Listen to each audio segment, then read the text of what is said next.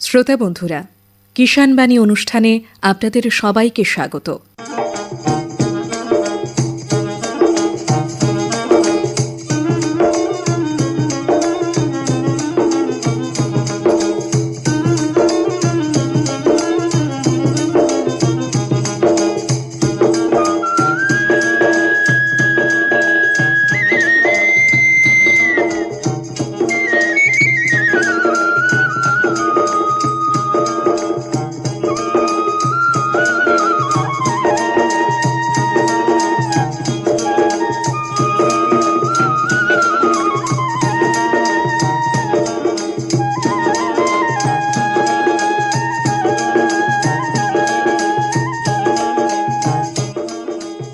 বন্ধুরা, সপ্তাহের প্রত্যেক মঙ্গল, বৃহস্পতি ও শনিবার সন্ধ্যে 6:30 আকাশবাণীতে শুনতে পাবেন আমাদের কিষাণ বাণী অনুষ্ঠান। কিষাণ বাণী অনুষ্ঠানে আপনারা শুনতে পাবেন রাজ্যের বিশিষ্ট কৃষিবিদ ও প্রাণী চিকিৎসক, মৎস্যভিত্তির সাক্ষাৎকার। সাথে থাকছে রাজ্য তথা কেন্দ্রীয় সরকার প্রদত্ত বিভিন্ন কৃষি ও কৃষক সহায়ক প্রকল্প নিয়ে কিছু কথা। থাকছে আবহাওয়ার পূর্বাভাস এবং বাজার দর নিয়ে তথ্য। তাহলে চলুন আজকের অনুষ্ঠান শুরু করা যাক। আজকের কিষাণ বাণী অনুষ্ঠানে আমরা কথা বলবো চীনা বাদাম লাভজনক বা বাদাম চাষ লাভজনক এই প্রসঙ্গে। আমাদের সঙ্গে আজকে কথা বলার জন্য উপস্থিত রয়েছেন রাজ্য সরকারি কৃষি মহাবিদ্যালয়ের সহকারী অধ্যাপক ডক্টর উৎপল গিরি। নমস্কার ডক্টর গিরি, আপনাকে স্বাগত আমাদের এই অনুষ্ঠানে। নমস্কার সবাইকে। চীনাবাদাম চাষকে বর্তমানে কেন একটি লাভজনক কৃষি উদ্যোগ হিসেবে ধরা হচ্ছে, আপনি কি বলবেন? হ্যাঁ, চীনাবাদাম চাষে আমরা যদি ত্রিপুরা রাজ্যে বা আমাদের নর্মালি যে কোনো জায়গায় যদি চীনাবাদাম চাষটাকে নিয়ে আমরা একটু আলোচনা করি, দেখি এটা খুবই অন্যান্য ফসলের থেকে যথেষ্ট লাভজনক। প্রথম যেটা কারণটা হচ্ছে সেটা হচ্ছে যে এর যে খরচাটা আছে, এটা চাষবাস করতে গেলে যে খরচাটা লাগে সেটা অনেকটাই কম। যদি আমি ধানের বা অন্যান্য ফসলের সবজি টবজি যেগুলো লাগানো তার থেকে অনেকটাই কম লাগে, এবং সে তুলনায় যদি আমি দেখি তার যে উৎপাদনটাও যথেষ্ট বেশি এবং বাজারজাত করার ক্ষেত্রে বা বাজারে এর ডিমান্ডও প্রচুর আছে। তাছাড়া যদি আমি দেখা যায় যে এর যে দরদামটা যথেষ্ট ভালো আছে বাজারে, এবং সেইভাবে যদি দেখতে যাই কৃষকরা অনেকভাবে লাভ পেতে পারে এই চীনাবাদাম চাষ করে, যেটা হয়তো ধান বা অন্যান্য ফসল থেকে যতটা নাও পেতে পারে। বিশেষ করে যদি আমি ধানের সঙ্গে কম্পেয়ার করি তাহলে কিন্তু ধানের থেকে যথেষ্ট ভালো, এবং ধানের থেকে অনেক বেশি দাম পাবে, বেশি লাভ পাবে খরচাটা। আচ্ছা, বাদাম চাষের উপযুক্ত জমি কি আমাদের এই রাজ্যে রয়েছে? হ্যাঁ, আমাদের যে এই রাজ্যের আবহাওয়া এবং যে জমির মান বা জমির গুণগত যে মান আছে সেটা বাদাম চাষের জন্য যথেষ্ট ভালো আছে। তবে হ্যাঁ, কিছু কিছু পকেট আছে যেখানটা বাদাম চাষ সব থেকে ভালো করা যাবে, কারণ বাদামটা হচ্ছে মাটির নিচে আলুর মতো হয়। তার এরকম মাটিগুলোকে যে জমিটা ঠিক করা উচিত যেখানটা জল জমে না। দ্বিতীয়ত যে মাটিগুলো একটু ঝুরঝুরে বা দোআঁশ মাটি টাইপের, সেই মাটিগুলো সেই ক্ষেত্রে উৎপাদনটা আরও ভালো হয়। আর তৃতীয়ত যদি আমি দেখতে যাই, বাদাম চাষ একটা শিম্বগোত্রীয় গাছ, লিগুমিনাস প্ল্যান্ট। তার একটা ওই নোডুল তৈরি হয়, অর্বুদ তৈরি হয়, যেটার জন্য আমাদের একটা মাটির একটা পিএইচটাকে একটু ঠিকঠাক রাখতে হয়। তো নর্মালি দেখা গেছে যে বাদাম চাষের পিএইচটা 5.5 উপরে যদি থাকে, 5.5 থেকে 6 উপরে থাকে, তাহলে কোনো সমস্যা নেই। তো এই রকম জমি যদি পাওয়া যায় তাহলে কিন্তু বাদাম চাষের জন্য উপযুক্ত। বা আবহাওয়া যে আছে আমাদের ত্রিপুরার ক্ষেত্রে, সেই আবহাওয়া যথেষ্ট ভালো, শুধুমাত্র উঁচু জমি যদি হয় যেখানটা জল জমে না। একটা সময় তো ধারণা ছিল যে আপনার নদীর চর, ওই জাতীয় যে মাটি যেখানে পলি মাটি রয়েছে বা বালু মাটি রয়েছে, সেই জায়গাটাতেই বাদাম চাষ করা সম্ভব। এখন কি ধারণাটা পাল্টেছে নাকি এখনো ওই জাতীয় ওই সমস্ত জায়গাতে উৎপাদনটা একটু ভালো হবে কম্পারেটিভলি? যদি আমি একটু শক্ত জায়গায় যেগুলো জায়গায় আছে বা পিএইচটা একটু কম আছে সেই সমস্ত জায়গার একটু শক্ত, মাটিটা শক্ত থাকলে সেখানটায় উৎপাদনটা কম হবে, কিন্তু হবে, এরকম নয় যে হবে না, কিন্তু ওই সমস্ত জায়গায় একটু ভালো হবে। আর বাদামটাকে তুলতে গিয়ে ওই মাটি বা দোআঁশ মাটি, একটু ঝুরঝুরে মাটি থাকে, কারণ বাদামটা তুলার ক্ষেত্রে খুব সহজ হয়। তো এই যে তোলা বা যে বাদামের আরেকটা যেটা সমস্যা, বাদাম ছাড়ানোর পরে সেটাকে বিক্রি করা, কিংবা বীজ লাগানোর আগে বীজটা তো আমরা খোসা সহ বীজটা আসে, সেটা ছাড়াতে গিয়ে কৃষকদের একটু সমস্যা হয়। তো এই দুটো জায়গায় যদি আমরা ছোট ছোট মেশিন, হ্যান্ড অপারেটেড মেশিন আছে, সেগুলো যদি আমরা ব্যবহার করতে পারি, তাহলে বাদামটা অনেকটা লাভজনক। আমাদের বাদাম ছাড়ানোর একটা হ্যান্ড অপারেটেড মেশিন আমাদের আছে, কলেজেও আছে, প্রায় বেশি লাগে না, 5-6 হাজার কি 10 হাজার টাকার মধ্যে হয়ে যায়। এটা যদি হ্যান্ড অপারেটেড হয়, আবার মোটর অপারেটেডও আছে, যে সেরকম যদি ছাড়ানো মেশিন হয়ে যায় তাহলে খুব ভালো। আর বাদাম খনন করারও মেশিন আছে। আচ্ছা, তো এইগুলো যদি থাকে কৃষকদের কাছে, তাহলে যে বাদামের চাষ করতে গিয়ে যে মানে আমার যে লেবারটা লাগতো সেটা অনেকটা কম লাগে, তার ফলে আমাদের জমি যে কস্ট অফ কাল্টিভেশন, যে খরচাটা অনেকটা কমে যাবে। আমাদের এই রাজ্যের মাটি সাধারণত লাল মাটি, হ্যাঁ, তো কিন্তু তারপরেও দেখা যায় যে লাল মাটির উপরের স্তরে কিন্তু কালো মাটিও রয়েছে। একটু গভীরে গেলে হয়তো আবার লাল মাটি। তো আমাদের বাদাম চাষ তো আর এত নিচে যাবে না, সেক্ষেত্রে কালো মাটিটা আমরা পেয়ে যাচ্ছি, বা ঝুরঝুরে মাটিটা পেয়ে যাচ্ছি, পলি মাটি যেটাই বলুন পেয়ে যাচ্ছি। এই জায়গায় টিলাভূমি যেগুলো রয়েছে সেগুলোতে করলে ভালো ফলন হবে। আচ্ছা, আমাদের এই রাজ্যের কোন জেলাতে সাধারণত এই বাদাম চাষটা একটু বেশি হয়ে থাকে? মোটামুটি আমরা দেখেছি খোয়াইতে একটু ভালো পরিমাণ হয়, ধলাই ডিস্ট্রিক্টে কিছুটা ভালো হয়।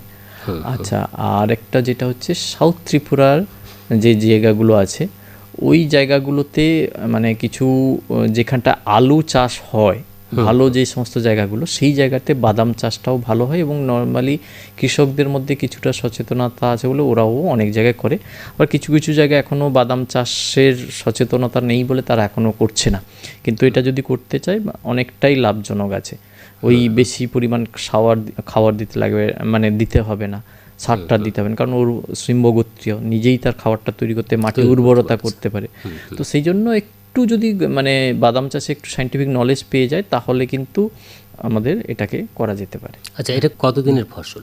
এটা হচ্ছে 4 মাসের ফসল। এবার এইখানটা একটা জিনিস হচ্ছে, বাদাম চাষের একটা গুণ আছে যে আমরা বাদাম চাষটা যখন বাদাম গাছটা হারভেস্টিংয়ের স্টেজে আছে, তখন পাতাগুলো সবুজ থাকে, মানে পাতাগুলো হলুদ হয় না নর্মালি, এটা একটা তার গুণ।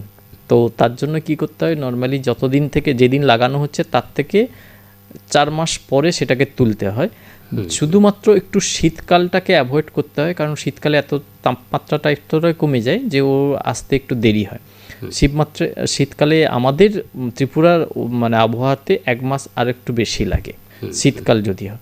আদারওয়াইজ আমি যে কোনো সারা বছর যে কোনো সময় আমি লাগাতে পারবো, যেটা হচ্ছে আমাদের চাষিদের ক্ষেত্রে একটা বড় মানে সব থেকে প্লাস পয়েন্ট।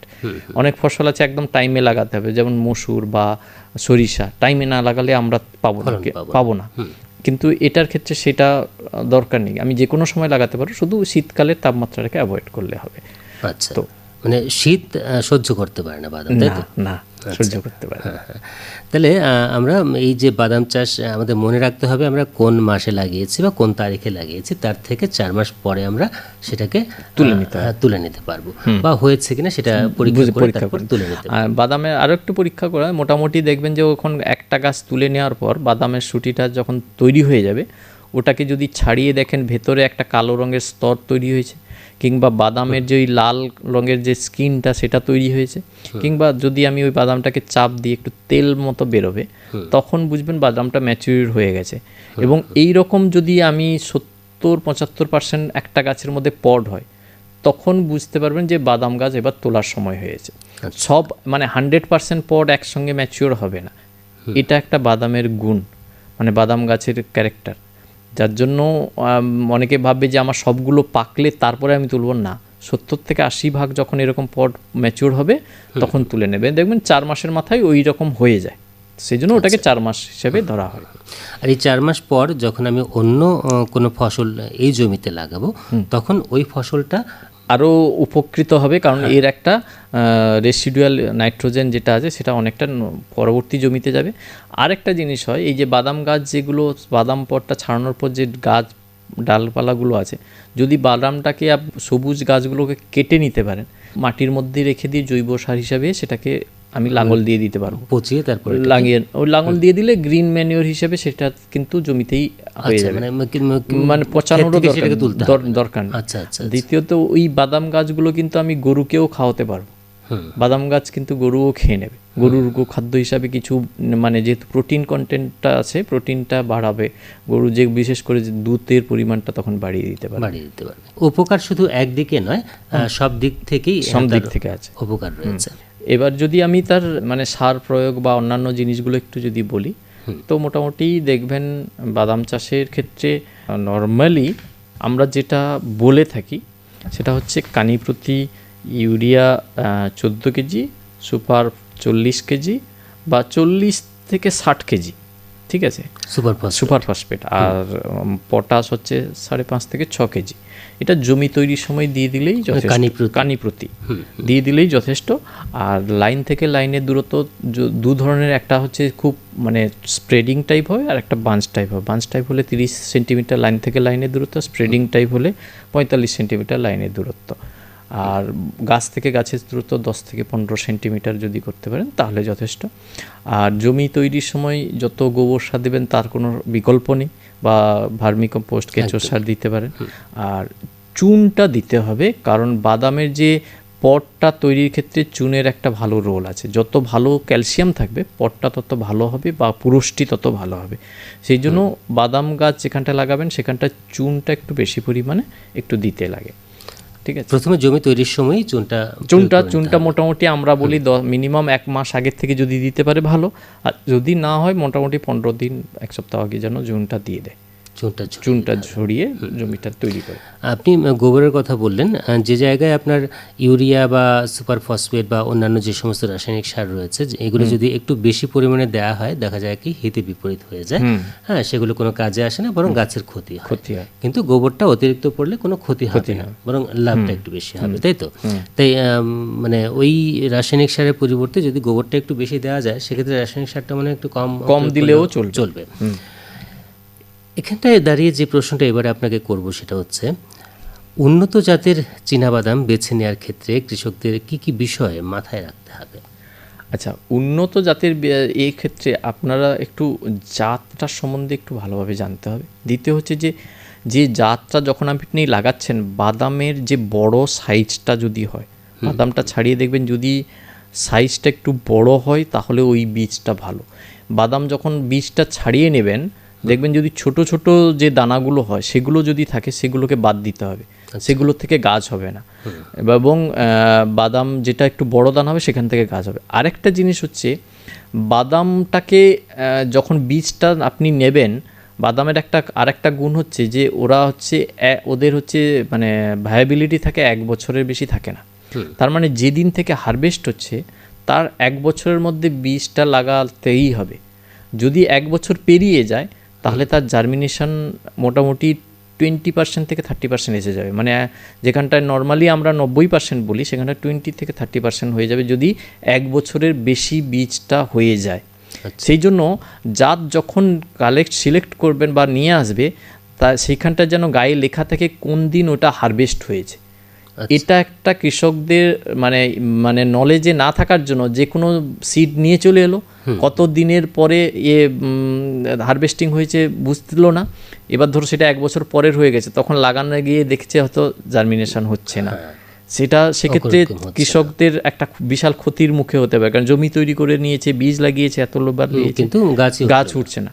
সেই জন্য এটা একটা বড় জিনিস যেটা কৃষকদের জেনে নিতে হবে। আর প্রপার যেটা ভ্যারাইটি কয়েকটা জিনিস থাকে সেগুলো এগ্রিকালচার কৃষি দপ্তর থেকে দেয়, বা যদি ভালো মানে আমাদের রিসার্চ সেন্টার থেকে নিতে পারে তাহলে সেগুলো থেকে মোটামুটি ভালো অপারেশন করতে পারে। মানে আইসিআর বা যে কলেজ বা এর থেকে নিতে পারে, কলেজ রয়েছে বা কৃষি দপ্তর থেকে নিয়ে সে সমস্ত জায়গা থেকে নিলে ভালো বীজ পাওয়ার সম্ভাবনা রয়েছে এবং এতে ফলন বেশি হবে, উৎপাদন বেশি হবে। কৃষক বন্ধুরা এতক্ষণ শুনছিলেন বাদাম চাষ লাভজনক এই প্রসঙ্গে রাজ্য সরকারি কৃষি মহাবিদ্যালয়ের সহকারী অধ্যাপক ডক্টর উৎপল গিরি, তার সঙ্গে একটি সাক্ষাৎকার।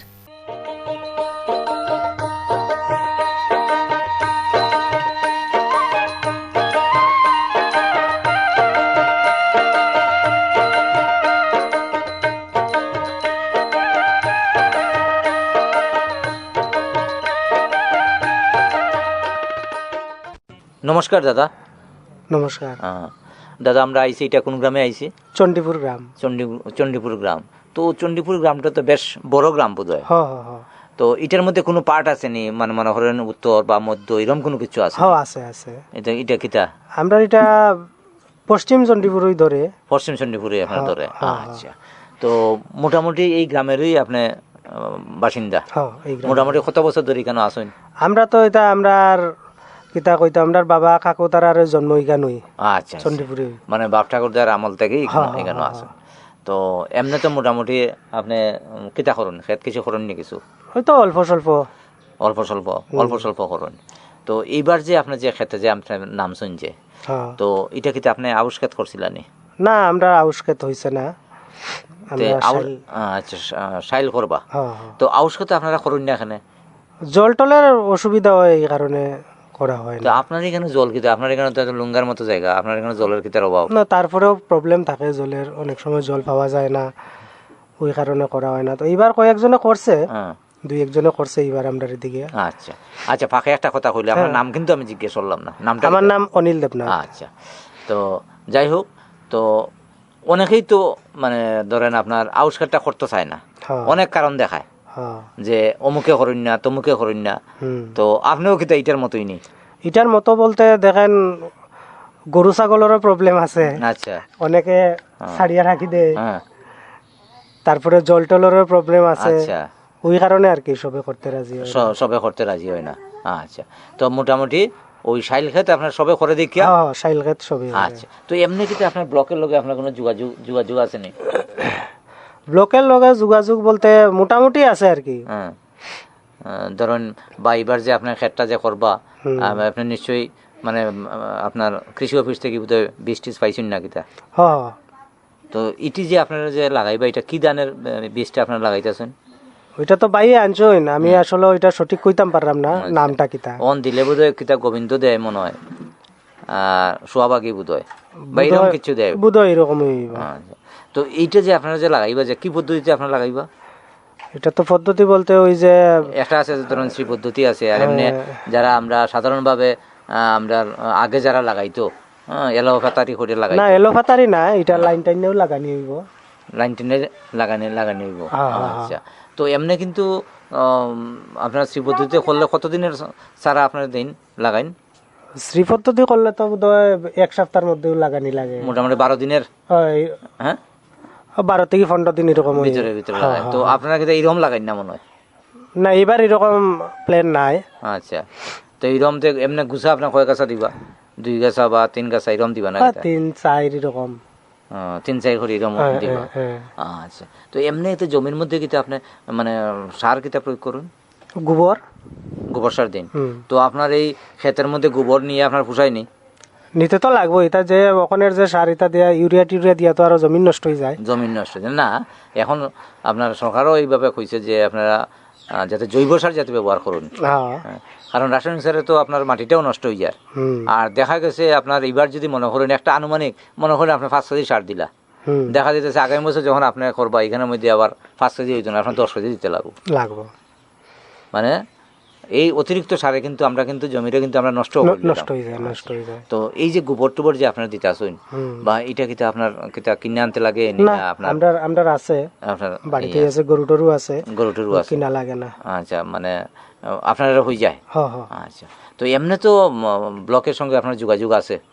হ্যাঁ, মানে কোন সময় কি কোন ফসল আপনি পাইতা, মানে বীজ পাইতা বা ধানের বীজ পাইতা, এটা তো আপনি ফাইন বোধ হয় না কিনা?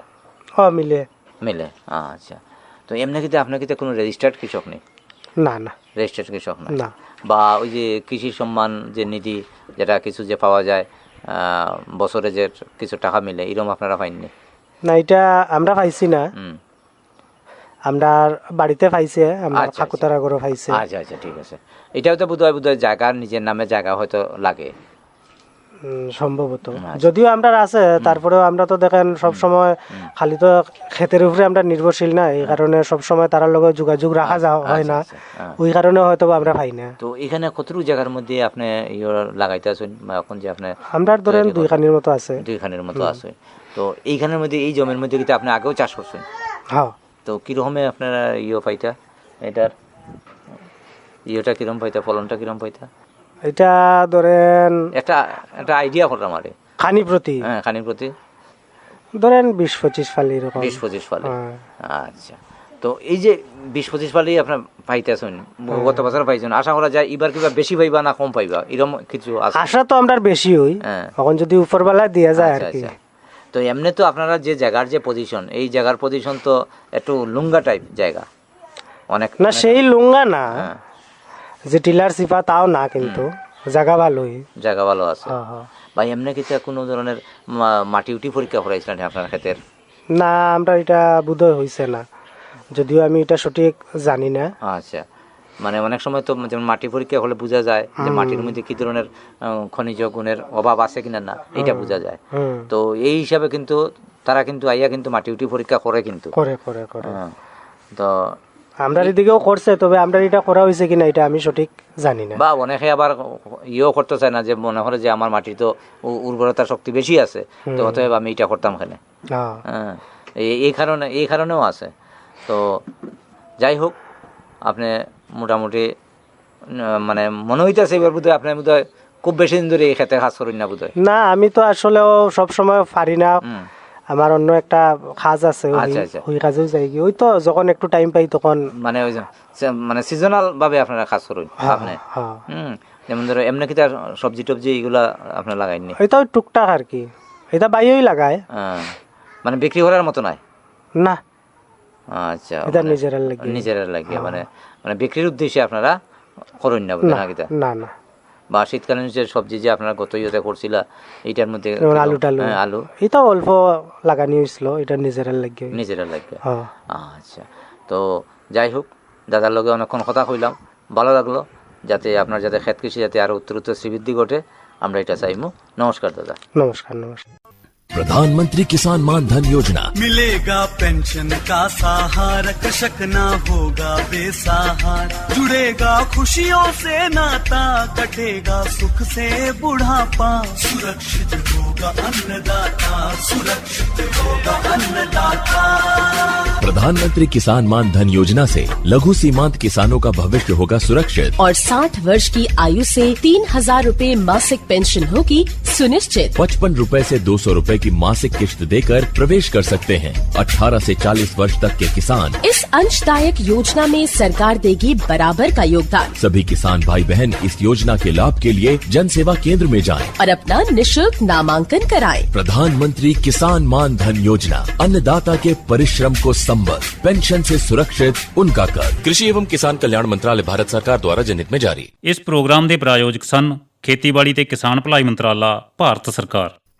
কৃষকের পরিশ্রমেই দেশের অন্নের ভান্ডার সমৃদ্ধ হয়।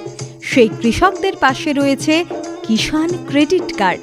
চাষের জন্য বীজ, সার, কীটনাশক, সেচ, কৃষি যন্ত্র এবং অন্যান্য প্রয়োজনীয় খরচ মেটাতে সহজ শর্তে ঋণের সুবিধা পাওয়া যায় কিষাণ ক্রেডিট কার্ডের মাধ্যমে। কিষাণ ক্রেডিট কার্ড পেয়ে সময় মতো ঋণ পেয়েছি।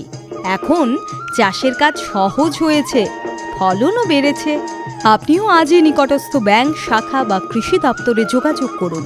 কিষাণ ক্রেডিট কার্ড সম্পর্কে বিস্তারিত জানুন এবং এর সুবিধা গ্রহণ করুন। কিষাণ ক্রেডিট কার্ড, কৃষকের শক্তি, সমৃদ্ধ কৃষি, বিকশিত ভারত। কিষাণ ক্রেডিট কার্ড কৃষকের উন্নয়নে এক নির্ভরযোগ্য সহযাত্রী।